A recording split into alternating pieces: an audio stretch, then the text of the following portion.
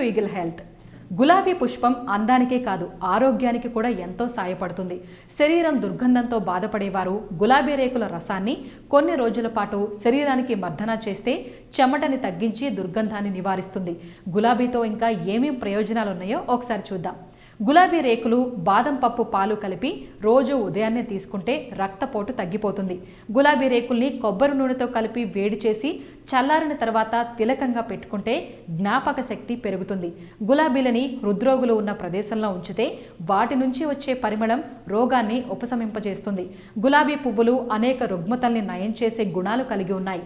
వీటి నుంచి లభ్యమయ్యే తైలాలు ఆయుర్వేద పరంగా కొన్ని రుగ్మతలకి మంచి ఉపశమనాన్ని ఇస్తున్నాయని ఆయుర్వేద వైద్య నిపుణులు వక్కాణిస్తున్నారు. గులాబీ రెక్కల నుంచి తీసిన రసంతో గులాబీ జెల్ని తయారు చేస్తారు. ఇది కంటి జబ్బులకి దివ్య ఔషధంగా పనిచేస్తుంది. ప్రతిరోజు భోజనానంతరం చాలా మందికి ఒక్కపొడి వేసి